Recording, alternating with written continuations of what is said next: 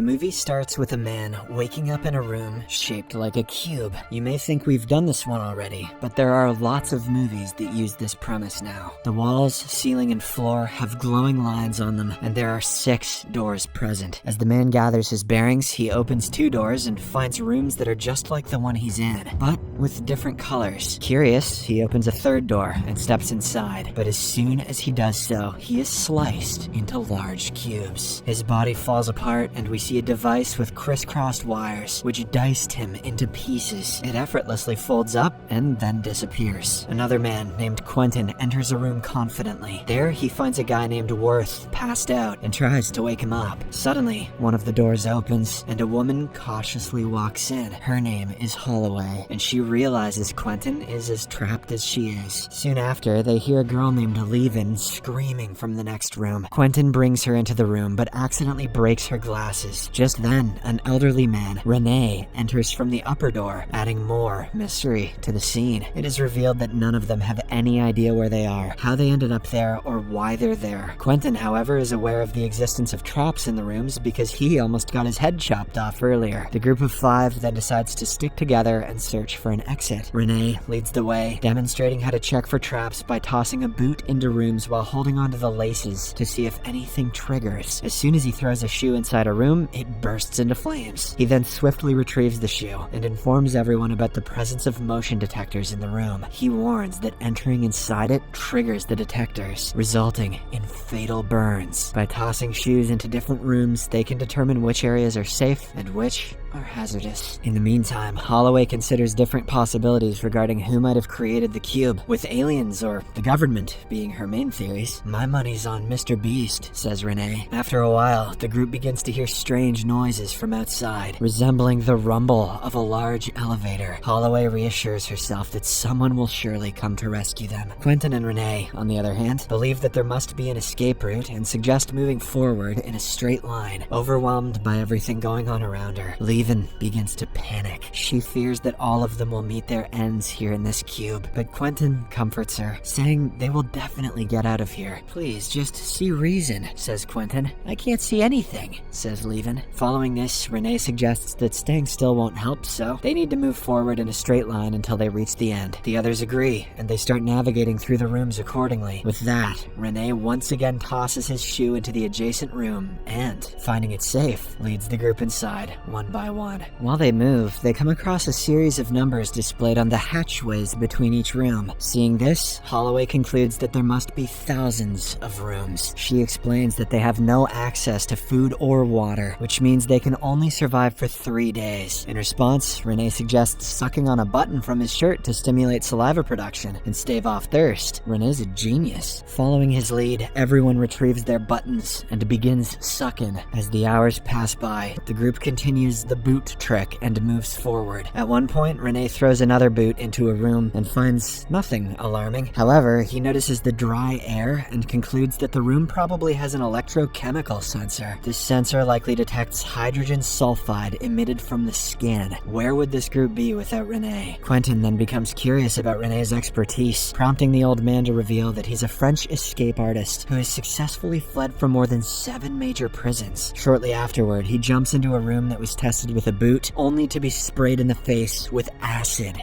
Prison breaks didn't prepare him for that. The others quickly pull him back, but it's too late. The acid corrodes Rene's face and head, leading to an agonizing death. In the aftermath of this incident, the group concludes that the room must have had an electrochemical sensor that their friend missed. Rene would have said told you so, but he doesn't have a face anymore. So, they need to find a more effective way to test the rooms for traps. While moving forward, Quentin asks everyone what they do for a living. He starts off by revealing that he's a police officer. Holloway then says that she's a doctor, and Worth claims that he works in an office, but doesn't specify much beyond that. Cubicle jobs are rarely worth expounding on. When it's Levin's turn, she simply mentions that she hangs out with her friends. Quentin believes there's a reason that they're all in the cube, and that it's not just a coincidence. He further wonders why Levin has her glasses, while Holloway has lost all of her jewelry. As the group continues discussing, Levin suddenly reveals that she's good at math. math. Good for you, Levin. The others then encourage her to decipher the cube's code, assuming that it's some kind of puzzle. In the next scene, Levin notices that rooms with certain numbers on them are dangerous, especially if the number is a prime number. She proves her theory by explaining that the room in which Renee was attacked with the acid was labeled 149, which is a prime number. With the same trick, she checks the numbers in the next room and finds that none are prime, so it must be safe. Impressed by her cleverness, the rest of the group praises her. Levin then jumps into the room without harm and confirms its safety. The group continues for several hours by using prime numbers to guide them. During this time, Quentin casually flirts with Levin. He shares a bit about his personal life by revealing that he has 3 children and is divorced. Good start, Quentin. She's thirsty for sure. Eventually, the group comes across rooms with prime numbers on every door, suggesting that traps lay ahead. Quentin then investigates the door in the ceiling. Suddenly, a person named Kazan falls from above. He seems to be repeating some words and continuously demands to go to the blue room. Holloway deduces that he is mentally handicapped. Meanwhile, Levin wonders how he managed to survive until now. When the group decides to continue their plan to move ahead, some of the members view Kazan as a burden, so they hesitate to bring him along. However, due to Holloway's insistence, they include him in the group. As they speculate about their surroundings, Holloway and Quentin talk about who might be behind the cube. She assumes that the government likely constructed such a massive structure, probably in a desert. Meanwhile, Quentin theorizes that a billionaire may have built it for entertainment, but Holloway finds this notion amusing and laughs it off. Renee probably had the right idea with Mr. Beast, but Renee doesn't have a face anymore. Shortly after, Quentin enters a room without prime numbers and narrowly escapes death from a trap involving rotating razor wires. This incident proves Levin's theory about non-prime numbered rooms being safe wrong. Later, Quentin starts suspecting Worth as a spy because he hasn't spoken a word ever since they met. The group then takes a break while Levin tries to decode the numbers. After a while, Quentin tricks Worth into admitting that he's one of the architects who designed the massive cube-shaped structure housing the cube-shaped rooms. When asked about who hired him, Worth admits to having never known his employer. He was just here for the money. Despite growing distrust among the group, particularly from Quentin, who resorts to violence, Worth provides them with crucial information about the outer cube's dimensions, which is 434 feet. Given the data, Levin deduces that there are 26 rooms on each side, totaling 17,576 rooms. She then suggests that the numbers between the rooms might represent Cartesian coordinates, indicating the room's positions within the cube. With this revelation, the group decides to head towards the nearest edge.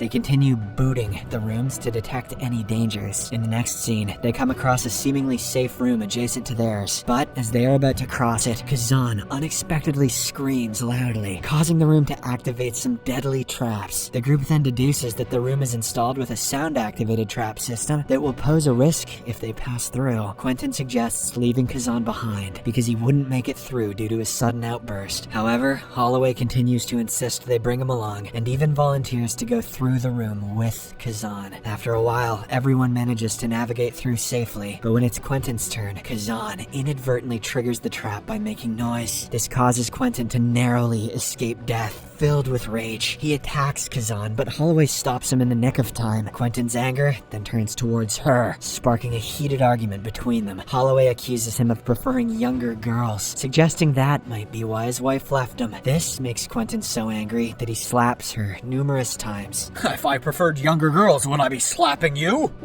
What? The two are soon separated by the others, and once the situation cools down, they press forward. At last, the group arrives at one of the side edges of the cube, only to find a gap between the door and the outer shell. They then use their clothes to make a rope, and Holloway courageously offers to swing out and explore outer space. However, when she lingers outside with the help of the makeshift rope, all she can see below is complete darkness. She then attempts to swing towards the outer cell, but the rope proves to be too short for her to reach it. As she hangs outside the room, the cube suddenly shakes violently, almost causing her to plunge into the void below. Thankfully, Quentin manages to pull her by the rope and grab her upwards, but the next second, he intentionally releases her hand, leading to her tragic demise. Following the gruesome incident, Quentin lies to the group that Holloway slipped and fell. This devastates everyone, but they have no choice but to move forward. After a bit of discussion, the group plans to descend to the bottom edge of the cube. However, before that, Levin suggests that they take rest for a while, because they are all exhausted. The rest of the group agrees with her, and they all lie down on the floor. While they sleep, Quentin carries Levin into into another room. He attempts to persuade her to leave the others and also makes unwanted sexual advances. When she refuses, he starts getting aggressive. Thankfully, Worth and Kazan wake up and arrive at the room to rescue her. At this point, Quentin has become paranoid, and he admits that he didn't trust Holloway earlier. This leads the rest of the group to suspect that he intentionally killed her. Infuriated by their words, Quentin violently attacks and tosses Worth into the next room. There, Worth finds Renee's lifeless body, causing him to break into hysterical laughter. He realizes that they've only been circling back and forth all this time, but he also notices that the acid room where Renee died is no longer nearby. This makes the group realize that the rooms must be shifting. Levin also realizes that rooms with traps are marked with numbers that aren't just prime, but are prime powers, which are a larger set of prime numbers. She recalls that a room's coordinate number was 27, exceeding the expected 26, indicating that there's a bridge room leading to the exit. She starts calculating its position using surrounding numbers as reference points and realizes that it will move twice before returning to its original position. As they ponder how to detect traps and how the hell Levin figured that out, she proposes examining all 9 numbers instead of just 3 and checking for prime factors to determine safety. She is now tasked with calculating the prime factorization of 3 3-digit numbers for each room they enter. Quentin urges her to calculate the factors quickly, but she explains that it's too complex without a computer. Thankfully, Kazan's true capabilities emerge just at the right time. He is revealed to be an autistic savant who can swiftly perform these calculations. He unexpectedly reveals the prime factors of 567,